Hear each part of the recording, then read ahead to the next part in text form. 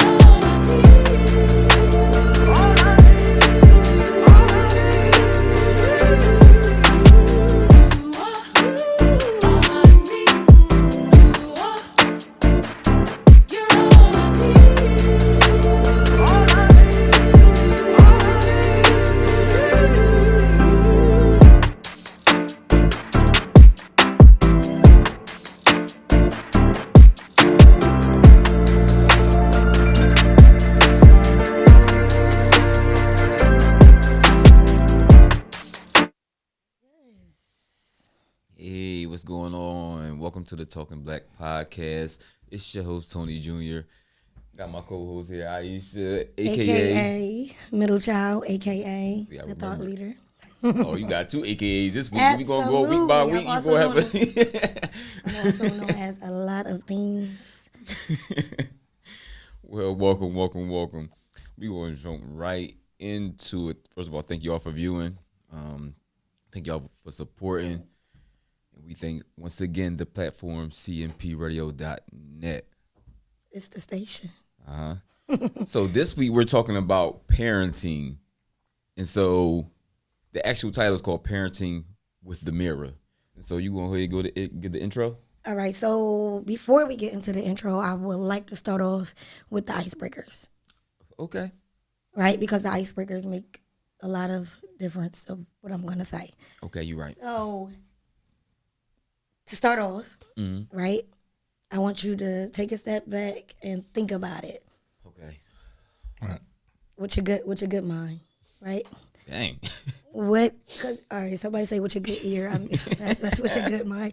It sounds like Okay. I'm being salty you a little bit. You good? I like that. All right. All right. What is your first childhood memory? You know what? My first childhood memory, wow, is is that like the first thing that come to mind? Like childhood memory? My first?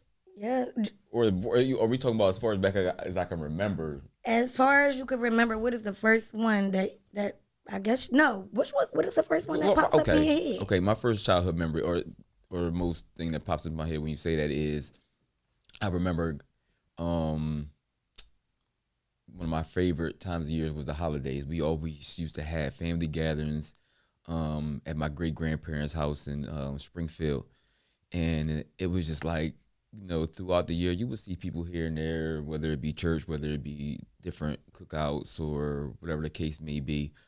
But is there something about Thanksgiving and Christmas, which was my great grandmother's birthday as well, that you knew without a shadow of a doubt you would see everybody, all your favorite cousins, all your favorite aunties, y'all will all be together. The food would be great, of course, but yeah, that's what I think about growing up. I spent a lot of time in my great grandparents' house growing up until about like 5th grade, I would say. I love that first memory. It seems like refreshing, Yeah, it was. right? Because I Good love times. family too. As for me, it's not so like glitz and glam, but it's not the worst either, right?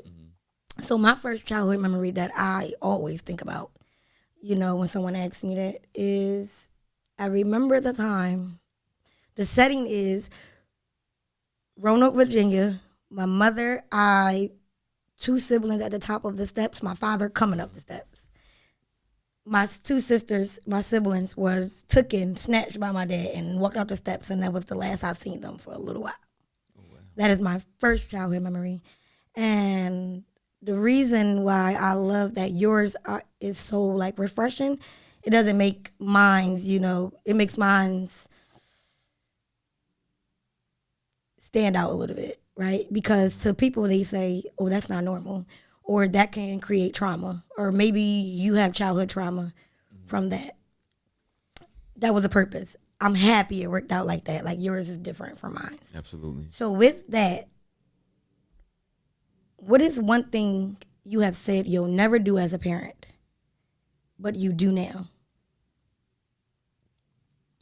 Ooh, I never would do as a parent, but I do now. Ooh, I gotta get some thought to that. You want to throw the ball over here? Yeah, you go ahead and answer first. Yeah, I'll take the let first me step. shift it. Something that I said I would never do as a parent, but I do now. There are many things I said I would never do, but I don't think I actually do those things now. A couple things was, never allow my child to have a voice. Never tell my child that that what they're saying doesn't matter, right? But what I will say I do that I've never said that I wouldn't do is to give them a childhood, right? And it sounds like, they don't have a active, happy childhood, but I am a house like person, a house bunny. Like that's what I love to do. And I have created kids that are just like that. So when we go outside, they don't really want to be outside. Oh, mom, when we going back home. But I created that in them. So they, in fact, don't have a childhood because of it. Because why are y'all not outside rolling in dirt and eating grass? Like, come on, go outside. Always up my behind. So that's something that I never really thought about, but I actually do. Right? That was a little hard. I couldn't really. Yeah, that made me think of. Actually, I'm glad you went first because that kind of made me think about my answer, and I think when I was young, something I often thought to myself that I wouldn't do as a parent is have restrictions. Not meaning like I know kids need structure, but I think I was just like, man, I'm gonna let them eat what they want and do it. And I'm just like, you become a parent, you like, you know what? You just can't do what you want. You just can't eat what you want. You can't just go where you want. We used to have them thoughts like, why can't I go off the block? You like, y'all just being come in the house before the street lights. Yeah, like all that stuff. I'm just like, why y'all just being mean? Or, you just being, control, whatever the case may be. I think that's more so of like, I wouldn't say controlling, I would say protection. But something that we don't know as kids that now that I grew up to understand that was for my protection. But I've never said that I wouldn't do that because I didn't feel like it was an issue.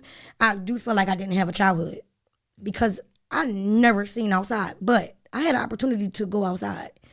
But I caused my own issue with staying in the house. No, my mom didn't keep me in no house. She allowed my sisters to go outside. I chose that for myself, not realizing that I pushed that on to my kids too. And I don't think that's great for kids.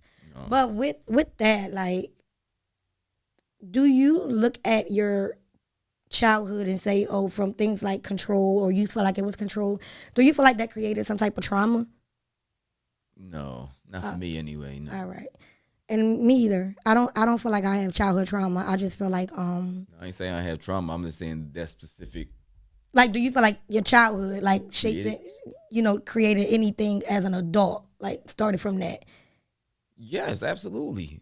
And you said last week it was. Yeah, it's definitely things that I went through as a child or growing up that affected, how I became. Now, some of them for the better, some of them for the worse. Some things I had to grow out of, some things I had to cultivate. But that's life. And we're gonna get into that. So we'll see some transparency coming along through this episode. And this episode is parenting with a mirror. And as I said last week, everything starts with the mirror. Your reflection of yourself.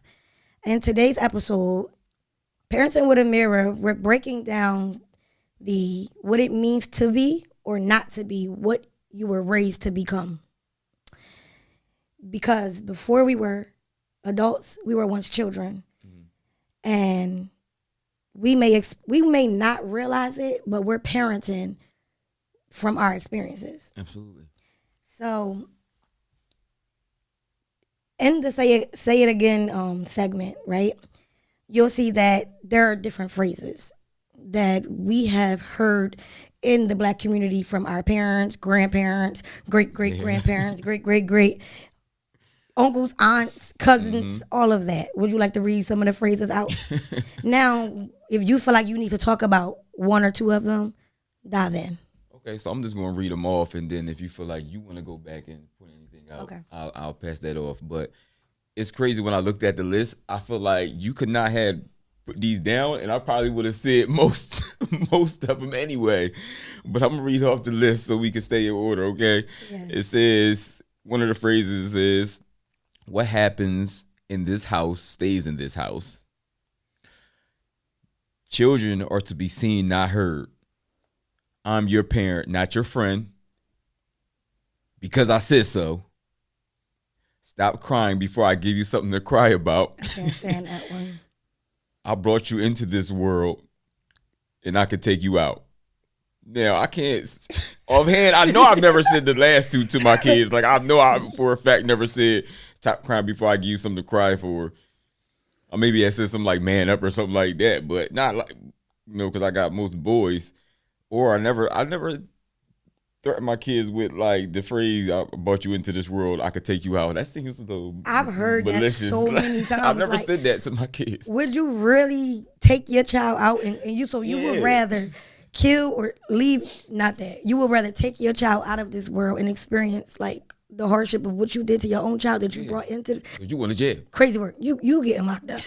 Akon, do not call home. You don't deserve it. But like when I thought of these phrases, they are phrases that has molded our community in so many ways, right? Mm-hmm. And not even just from our generation, from your generation is some years above me. So your like generation, 5 years apart. Don't do that. But you're still that 40. I'm in a 30 generation. I'm 39. You still in that 40. Your generation, my generation, generations before you, before them, before those, that what happens in my house stays in my house is a really big one, right? And when I think of them, what do these phrases teach us? What do you think these phrases teach us? To me, collectively, it probably would say, if I had to narrow it down, I know it's probably hard, but to me it says you don't have a voice as a child. You don't have an opinion. You don't have a say so. It's a dictatorship. I love dictatorship. Yeah. To me, it's like someone telling you what your worth is. If I had to ask you a question because you don't have to answer it, you just choose not to answer it instead of being the parent that learns how to break down this type of question to a child, right? Because as a kid, our minds grow rapidly. So this is when we learn those lessons as a kid. Mom, I seen this. What is this, right? If you feel like it is a situation that you cannot explain, you shouldn't be doing it in front of your child. Mm-hmm. So learn how to explain certain things, right? The because I said so is one of them that I truly feel like as kids, they will live for what they think you want them to live for instead of growing their own identity. And as adults, I really truly believe that many adults don't know who they are. They're too busy trying to prove something to the parent that they had, or I want to be like the parent that I had. That's not my goal for my kids, to be what I want them to be or to be what I was. I can't see myself leaving a certain business for them to grow it. That's not their passion. If it's not their passion. Yeah. Specifically, like, because I say so, right? And because my kids age range from young to adult. Like I said, my oldest son will be 20 this year. My twins are 10. And so my parenting has evolved. My parenting has changed. And I used to look at this phrase differently with my first son versus the twins. That phrase, Right. just because I say so. I've learned through growth that they deserve a voice as well. And they deserve to know why I'm telling them to do something, or what my expectation is of them. Okay. If I'm saying, just like, for instance, when we're out in public, and or whether we're in a store or we walking down the street, they like being out and about. You feel me? But I'll constantly say to them, pay attention. You're not in the playground. Or be mindful of your setting. We're in a department store. We're in a grocery store. We're in public. Anything can happen. Be around your setting. Stop playing with each other. Stop doing X, Y, and Z. And so they've gotten to the point where, though, they'll correct each other. They be like, Yes. Dad, That's hey, it. look. They be like, Logan, come on, we crossing the street. Come on, Dad, pay attention. Levi, Daddy said let's That go. reminds me of something. With that, I mean, some of these phrases can build fear, right? But I do believe that some of those phrases can be a teaching of respect also. But before I get into the good side of those phrases, because there's always a good side and a bad side, right? It reminds me of a book. I might not be correctly like giving this title. I believe it's called Post Traumatic Trauma. It's something. It's going as far back as how through slavery, black mothers and fathers raise their children different from the Caucasians and other races. And she gave the example of being in a bank, right? Okay. And she said when she was in the bank, there was a black mother with the child and told the child to stay on the side of her at all times. And it was a Caucasian mother who let her child like run around the bank. And the little girl was running to the black child and saying, you know, your hair is pretty, and kept running it back around. And I like your shoes, they running back. The child wanted to move, but her mother kept her on the side. And from that example, it's like we guard our kids from living the life that they should live. Go out there and learn the world for yourself, and not stand on the side of what we say so. Because what you went through does not mean your children is going to live like that, or their vision. You're shaping their vision to be something that it doesn't have to be, simply because these phrases are to keep kids in line. Yeah, absolutely. But there's a good side, right? Yeah. To what goes in my house, what goes on in this house stays in this house. That phrase was used to hurt a lot of families in very brutal ways, and we will communicate about that, you know, further on, you know, in episodes. We can't get into it really deep right now, but we're going as deep as the rabbit hole can take us. Absolutely. But it's good things to what goes on in my house stays in my house. Do you have any examples of what's good? What's good? I mean, I wouldn't say examples. I just maybe can think of ways where it's good and where it's bad. Kind of like the contrast to it. I think it was good because you're teaching your kids that your business don't belong to everybody else. A sense of privacy.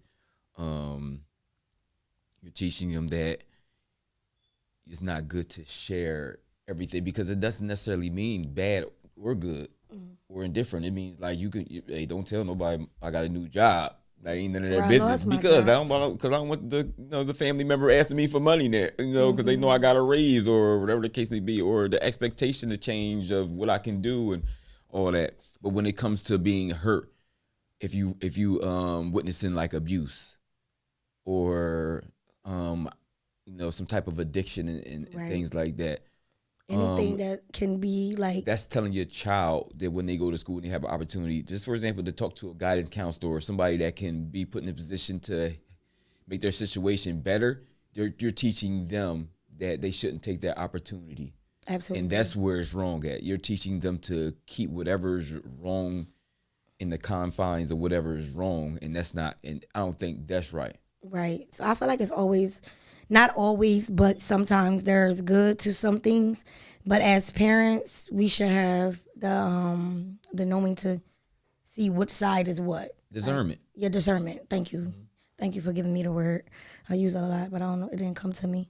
And I appreciate that. I didn't want to put too much negativity into it without bringing out the positive impact that certain things could give your kids. Because, for example, what goes on in his house stays in his house. Could be, that daddy may not be working for a certain amount of time and mommy has to go to work. How your parents pay their bills has nothing to do with you, right? So no auntie, grandmom, and them don't need to know what's going on inside your house. I don't even feel like as adults we should be telling other adults how our bills are getting paid. So that line, parents should be using it for themselves most of the time, rather than for the kids. But That's the one that belong on here. Don't do as I do as I say. Do as I say. Yeah, not as I do. Yeah, something like that. That's crazy. Tell your kids not to believe what you do versus what you say. Nah, I'm gonna believe everything that you do. Everything. What you talking about? So we tag those with what we believe they actually teach us. We do know that they silence us. Will we agree with that? That they do silence you to a point because now you're living for your parent and not for yourself. Moving along. What's segment number 2? That is no feelings, just logic. So with logical thinking, it's more so of common sense. It is black and white. There's no gray areas, most things may be, but when you want to logically think about something, it's like, this is what it is. This is what it sounds like. If it's a duck, if it quacks like a duck, it's a duck, right? The statement, our children did not choose to be here.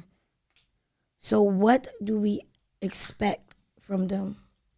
The expectations of our children.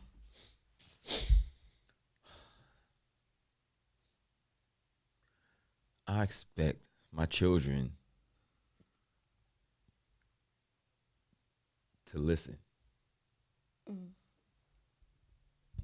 But I also expect them to be kids. I Right. expect them to be respectful. But I also expect them to have experiences. And when I break this, what I'm saying down, what I mean is it's our job as parents to instill certain things in them. So what you should expect from your kids is what you give to your kids. What you pour into them is what you should expect. If I pour water into a cup, I should expect to drink water. Of course, I reiterate, kids will act like kids. They will do some crazy stuff. They will make decisions that's based on not something that you taught them. Like, kids will, they will experience life. Right. They will fall. They will, get back up. They will get bumps and bruises. But ultimately, I expect to get from them what I pour into them, what they're exposed to.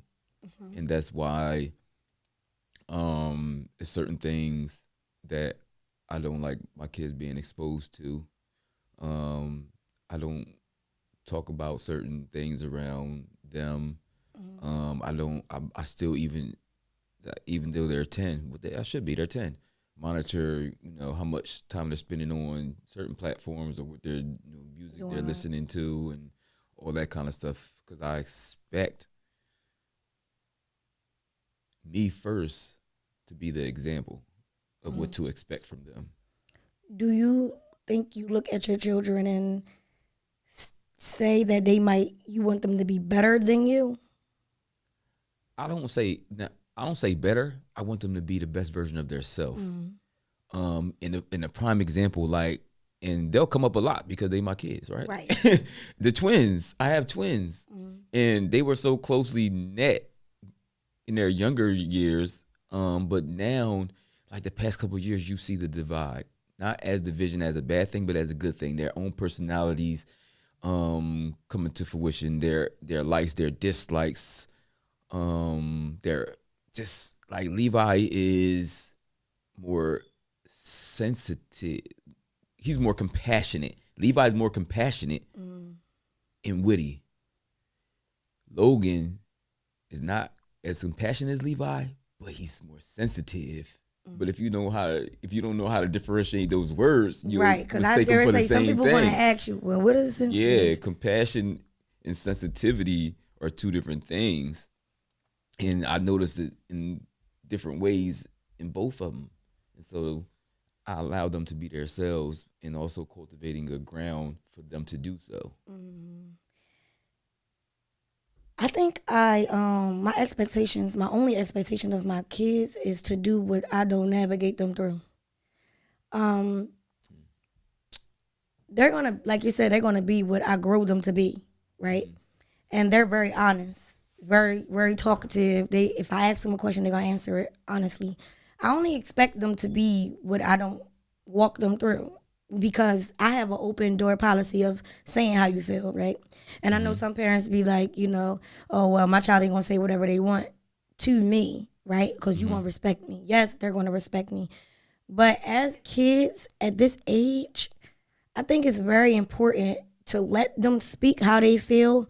And then this is the time where we teach them how to be corrected, how to take constructive criticism.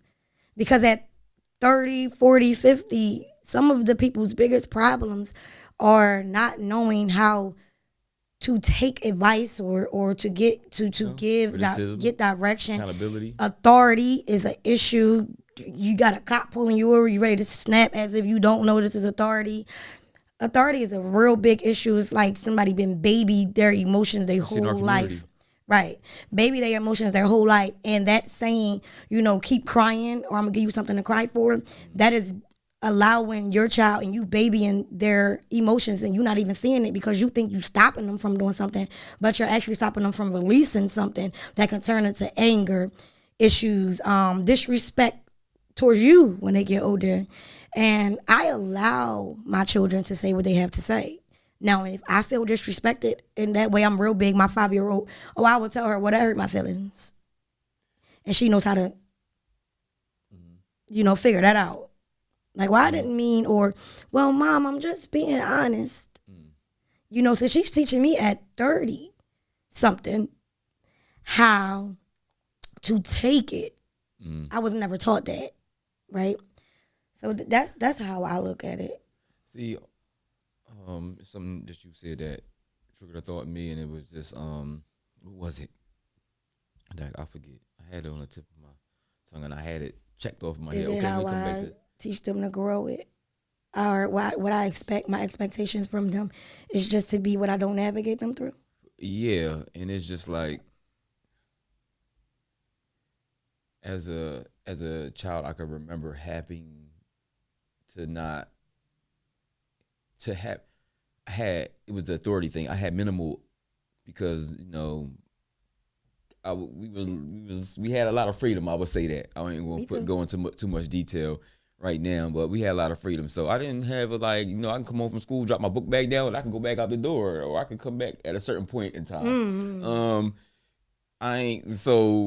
No structure. Yeah, so my authority, that I had authority issues, but that's because I've dealt with incarceration growing up. I would as a juvenile, lack of adult supervision at times, and so having the mindset or the experience of I can do what I want when I want with really minimal supervision or accountability. As I got to an adult, it was like, man, I ain't trying to hear none of that from nobody. Like, you can't tell me. At a percentage, though. Like, yeah. Like, at a percentage, how much percent do you feel like structure is important for a kid? I feel like it's very important. I feel like it's 100% important.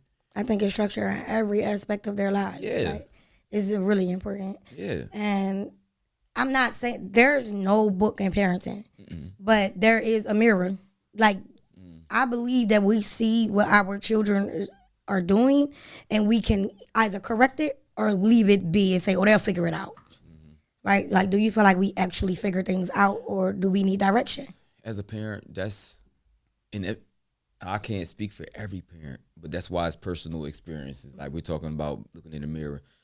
The way I feel, I never want my child to have to figure anything out on their own. Absolutely. I want them to always be able to come to me. I want to always be available, no matter how old I get, or they get. Essentially, I want them to still always feel comfortable or have an open door.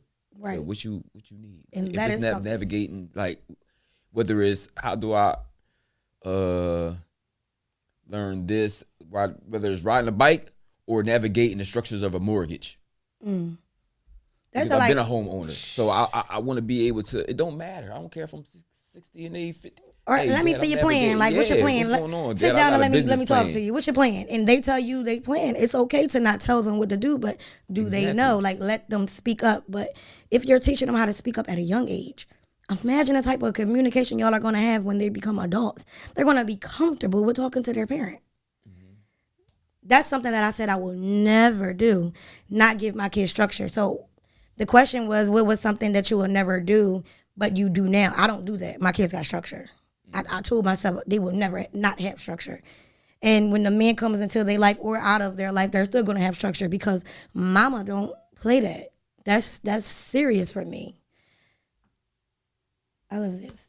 This is important. See, and I also feel like it's to the same capacity, but it's also different because I have my baby girl. She's not a baby girl. She's 18. She's getting ready to graduate. Had her first boyfriend. Has her first boyfriend. Now on her second boyfriend.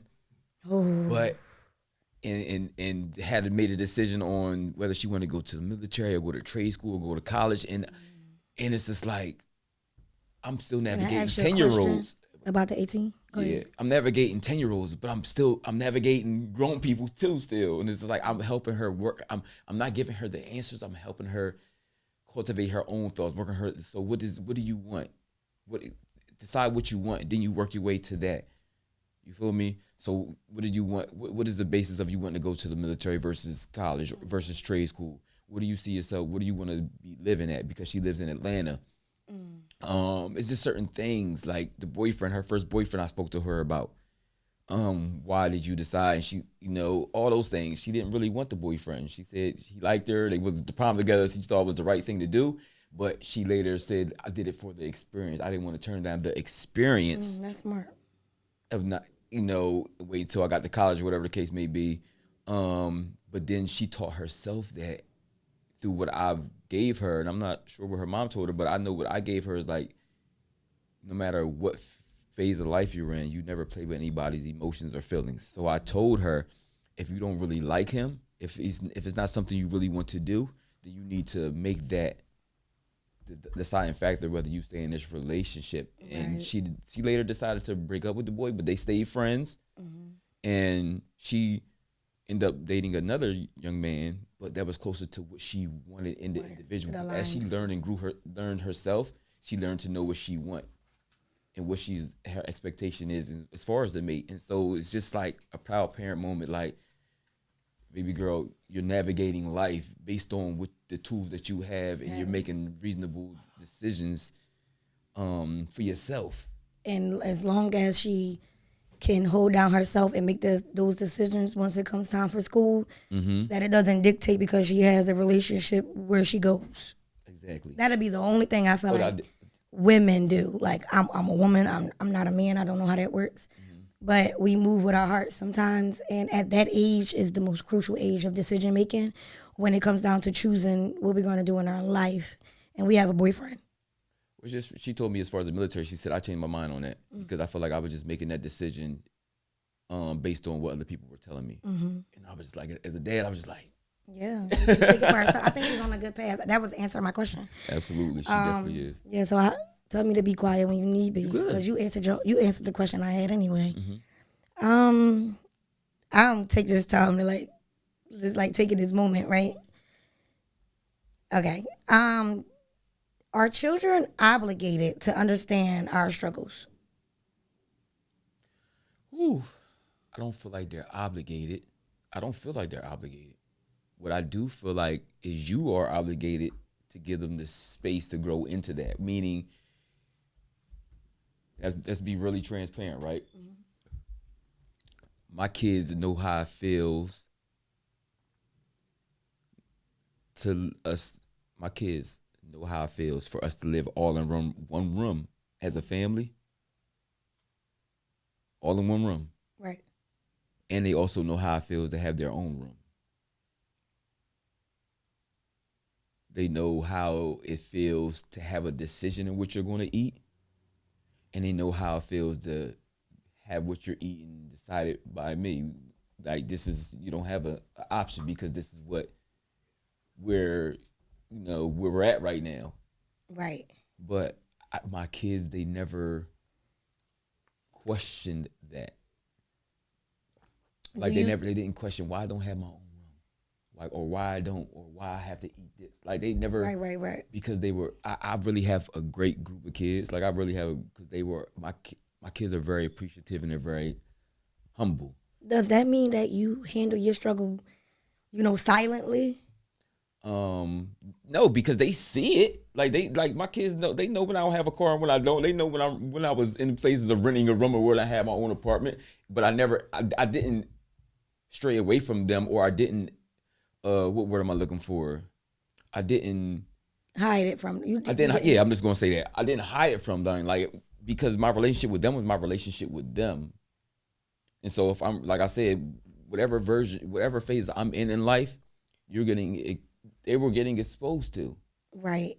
I think where I'm going with it is, if we don't speak of the struggle, and say our children they are our children, they've been around us, how do they know if we're struggling? The phrases that people use when they're struggling. Oh, y'all ask for so much, I can't do it. I don't got time for that. I gotta go work extra hours just to take care of y'all. Or don't eat this and don't eat that. Y'all gotta save it for the week because I don't have no money to go buy it. I personally feel like the kids won't know that I'm struggling if I don't speak on certain things that is not their job to take on my responsibilities of stress. How do they know what's normal and what's not? Right. How do they know? You took it out of my mouth. How do they know that living in one apartment in a room is normal until they get exposed to it? What goes on in this house in those terms stays in this house, because mama probably only can afford one bedroom apartment, which is, I wouldn't say not okay. What I will say is, in parenting, we're not making the right decisions when we choose to have multiple children, or when we start choosing to have children, because look at our lives in the mirror and see, is my life ready for me to bring other human beings that I am responsible for? Am I able to do this, or I'm going to struggle with this child? Instead of saying, do I love this person I'm having a kid by? Or, oh, I'm just doing it for me, I'm not doing it for nobody else. And at the end of the day, you need other people in order to raise your kids. You need money to go to the daycare. You need that daycare. You need that support system that may have picked the kids up, or you're going to lose jobs. So we need that. Do our kids, are our kids supposed to see it? Or are we supposed to believe that they're obligated to understand that they're just kids? Now we're growing kids into struggle, and now we're psychologically wiring their mind to worry as kids. Yeah, I think I'm fortunate because, like I said, I never had to deal with, like, usually if I told my kids no, they can't have something, they say they just go about it, they be like, all right, or I'd be like, or if it's something minimal, like say I said, can I have a candy? I'm like, no, because we didn't even eat dinner yet, so I mean, you can get it, but you can't eat it yet, or whatever the case may be, like those type of things, like, yeah, but I'm not saying, oh, I don't have a car right now, or my car broke down, so we gotta get on the L. There are some parents that speak of that. No. We just get on the train. Like, yeah, they don't ask no questions. Get up. Come on. We on our way to school. I believe that because have I struggled before? Yes, I have been to the point where I didn't know where I was going to buy the next can of Similac from. I lost WIC checks. I didn't have WIC checks for a whole month. And it was extremely hard for me, right?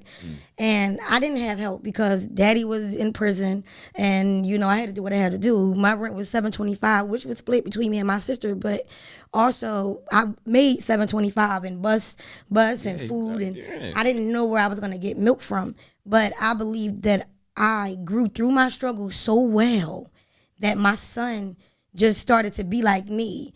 Well, Mom, you know, you don't have to give me this. I don't know if he must have seen it, but never because I said anything or I cried in front of them because of it. But you know what, Mom, you don't have to give me that this week. You can wait till next week. He's such a pleasant person, but I don't know if it's from him knowing that his dad was, and he was being a little lenient on me or not. I'm not sure. I would have to ask him. Okay, before we move on, I just want to add this, and this is from experience as well. Sometimes when you get to a certain age, you don't have to be your parents' struggle don't have to be broadcast or on display, because you get to an age where you realize them yourself. If it depends on how intuitive you are as a child. Like when I got to a certain age, I knew why certain things was happening or why I lacked in certain ways or why I didn't have certain things. I remember in 8th grade year, I was going into high school without school clothes. I did some little odd jobs or something like that. Some little work. I forgot how I got the money exactly, but I bought myself a pair of sneakers that was inexpensive. And it just so happened. That's why I say God is good. He always makes a way. He always provides. Because I had a friend, his mom went school shopping for him. And I get bougie stuff, but he didn't like nothing she bought. He like, why you didn't take me with you and all that kind of stuff. We were like the same size. Don't you know his mom gave me everything that she bought for him for school. Right. Gave me his whole wardrobe that she had bought and just bought him something. That was God helping else. you from different avenues. People know the struggle of your parents, but I don't feel like it's our job to pick up on those struggles. Someone said their kids don't see them stressed and they don't know if that's good or bad. I would say maybe ask, you know, because as adults, we get into that position where I will think it's an issue if you come to your parent and demonstrate that what you've seen and they excuse your experience from it because you have given them that experience, and it is their right to speak up on it, especially at a certain age. Someone said, I don't think that they should. I used to quit activities I wanted to do once I heard pieces of things before my mom even opened her mouth to tell me she didn't have it, and I knew that was my little sister. So we all like live in different times, but that goes to show that she knew what was going on, and it was like I'm pleasant with my mother because I see what my mother was doing. I didn't see my mother struggle until I was 16, 17. And my mom is going now. So there's nothing that I feel like I have to keep. But it is what it is. Never in my life have I ever gone without anything to eat. I've always had clothes on my back. We lived in the biggest house. My mom always had a car from time to time. You know, she didn't have it because she got to an accident with it. It wasn't like she didn't have it. But one day we woke up, electric off. First thing I've ever seen that my mom struggled. And I was upset because why not tell us at this age? But through that, I've learned that although I struggle, never let my struggle get the best of me. There's certain things that my kids wasn't exposed to, and that's part of the parenting that put you in position to be like, I'm never going to allow I know that first question is a little never different. Never going to allow my kids to go through certain things. I didn't think like that when I happened. Yeah, and essentially, like I've experienced house. I would never do it, but never. Yeah. Exactly. I would never I would take them over a family member house before I let them realize the heat is like stuff like that. Ask me, was I responsible my whole life? The heat off with But I feel like I should have been taught these things. Like when that stuff happened, sit us down and let us know what's going on and what maybe to prevent to let this happen. Don't buy your children all of these things if you can't afford them. Pay your bills first. Make sure things is good. This is as an adult, not as a kid. I think it became a normality for me, right? I was just like, certain things would happen. I'm just like, the water off. I come back to the house. All right, this can. Okay, boom. I learned how to survive and navigate through certain through certain things. And I'm not saying as a teenager, I'm talking about as a young age. Like, I'm talking about certain things, like, by the time I hit middle school or, I was accustomed to doing. At what age did you start communicating with your kids about things so you can navigate them through the things that we might experience, like in this house? I didn't, because I like things to be organic. I like to be, so it's twofold. I like things to be organic, but I also like to prepare them for what I can. But is in regards to organic wise, I allow them to come to me, and if they have questions, like my sons, like I said, they will ask me questions up and down, and I appreciate that, because they question something. Hey, my sons, why you don't got no dad? When you gonna get your car fixed? I'm like, all right now. I'm trying to save for it. I got other things I can try to do. I'm fixing my credit. I'm explaining to them all that. Hey, I'm fixing my credit. This is wrong and that's wrong, and I can't put the money aside right now for that because I'm focusing on this. Yeah, and he be like, is you gonna start smoking? I said, because not the vape. Like, I hit the vape, and I'm just like, what he said, Dad, is this gonna be your last year smoking the vape? Is it 2016? I said, son, are you trying to say you want me to stop smoking?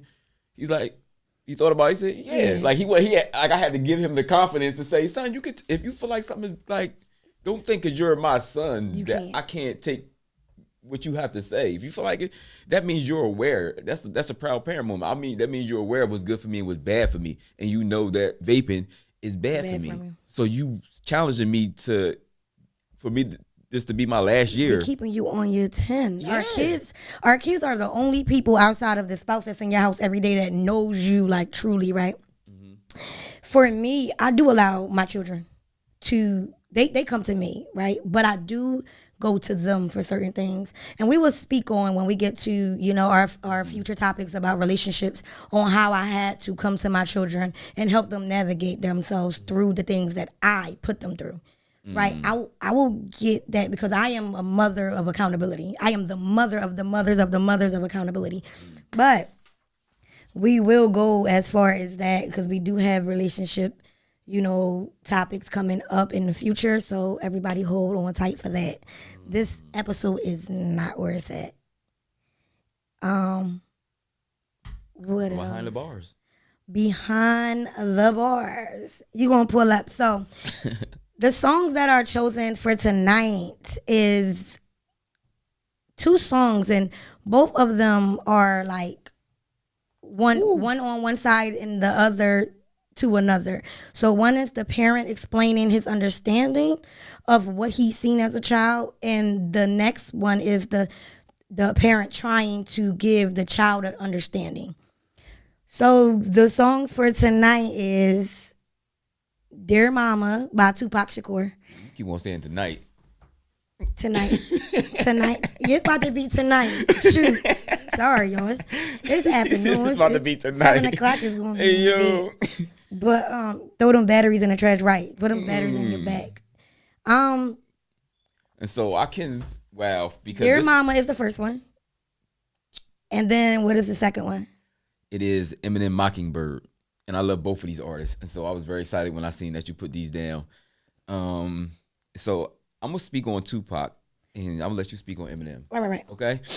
And so Tupac, that actually, untraditionally, was my dance with my mother at my wedding. That's what I danced to at my wedding with my mother. It's Tupac Dear Mama. Really? Yeah. At a wedding? Yeah. Right, but because one thing about me is I'm not gonna be fake, and I'm gonna be real. No, and Boys to Men. I'm not thinking about Boys to Men. I'm not thinking about I'll always love my mama, even though I will. But I wanted to be really honest with myself and transparent, and not go cliche or go what other people would expect or expect. I wanted to go with a song that I related to, and she knew that I related to. Me and my mom, she knows I know a lot of things. And so the song really was me saying, I understand your struggles. Like, essentially the same thing. I understand your struggles. I understand that you didn't always have the best, circumstances, that you weren't given the best opportunities, and you you did the best you could with what you had, despite things that you went through, whether it be abuse, whether it be substance or physical. Like, it's certain things, Ma. Yeah, for a long time I hold it a grudge, or I didn't see it from this perspective. And I listened to the song. I loved the song before I even got to the age where I really understood it. But when I got to a place where I understood the song, it really reflects my feelings toward my mother. Like, I understand. But It's like accountability, but yeah, I'm acknowledging, but I understand. And if I could, and when I do have the opportunity to make your life better or add to it in any type of way, I do, or I will. I'm willing to. And I haven't always had that mindset. For some people, they will ask, do we believe that our parents deserve to be treated better when they never gave us what we felt like we deserved? Absolutely. You know why I don't like that? I mean, I got a little passionate. Go ahead, get passionate. Say what your chest. You know why? Because as a man of God, I know that we all fall short in some capacity, some shape, form, fashion. We all fall short, and I know we don't got a lot of time. Okay, we got enough. And so time.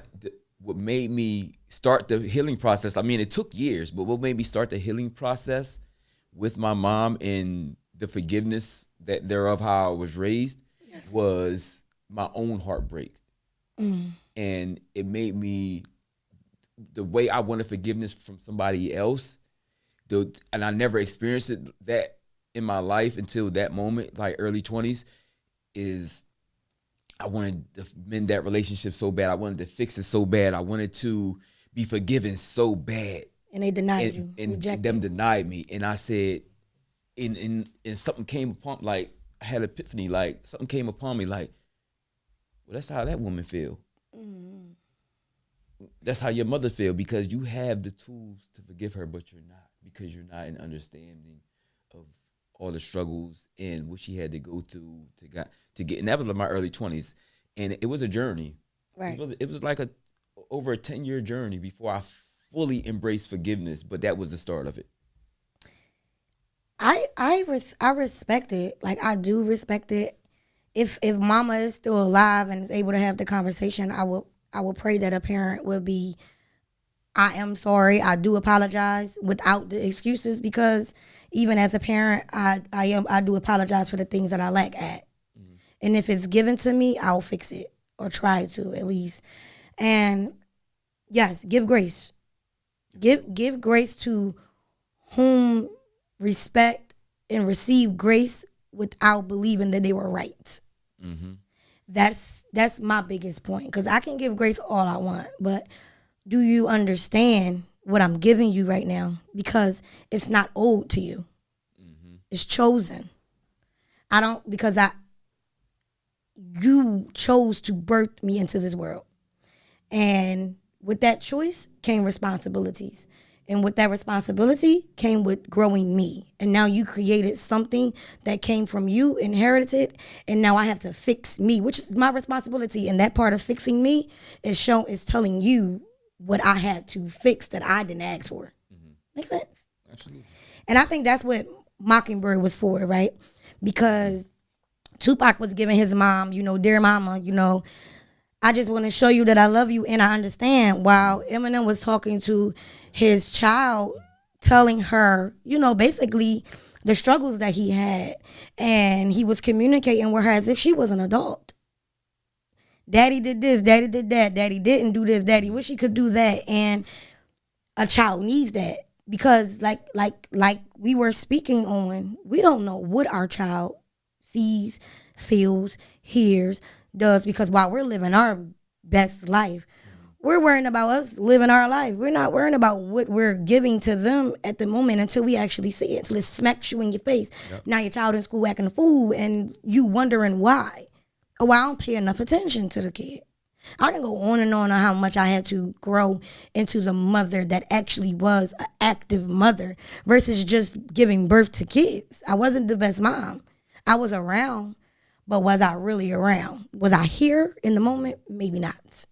I promise you, I never sat down sometimes in the house. It was always go, go, go. I now sit down. I understand what's going on. Absolutely. And I love that I have done that. I question, this is one on the top.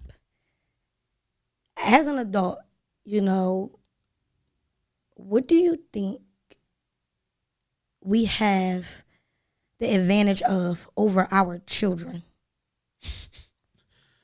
Experience.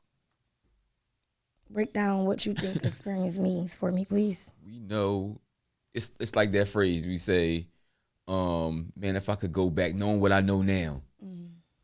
But in the essence, you can. If I say I wish, taking what I know now, I can go back 10, 20 years and redo it. Guess what? You mean I can't do that? But guess what? You can give it to your kids. You can pour that very information into your kids. Hey, I made a dumb decision. And guess what? The same thing my daughters, not same thing, but thing. When I left, I went to Job Corps. When I got kicked out of high school, I went to Job Corps, and I had a decision to make. And I made the dumbest decision. I went back home, and I ended up getting locked up 6 months later. I went to job. I had an opportunity to go to culinary school in San Francisco, advanced culinary training from Job Corps. They didn't offer it to everybody. Or they was going to send me to Penn State to pay for my first year or something like that. I forget the dynamics of it, but I was either way. I had, and I said, I'm gonna take this graduation money, this couple stacks, and I'm gonna go back home. And did something crazy.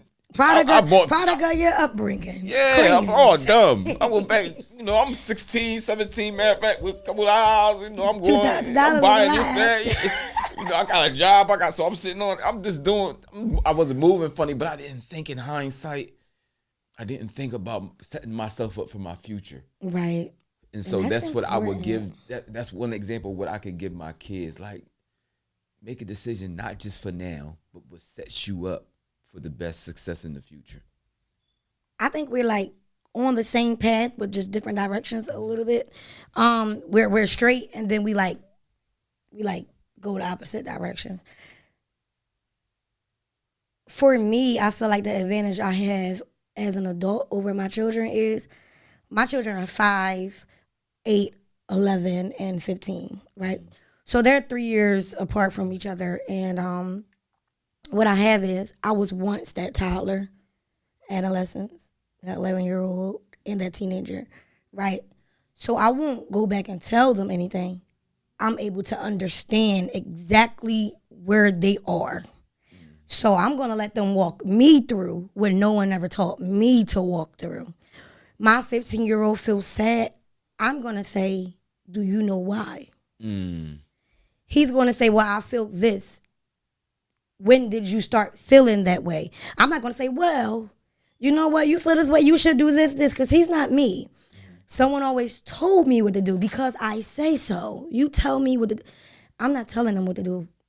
I'm going to ask them questions to guide them through so that when you get older, you won't say, I lived for you, Ma. You told me to do this. Recently, I told myself, strength, right? Everybody always say, Aisha, you're so strong. You're so strong. You're so strong. You're so good at this. And I look at people and I don't like being called strong.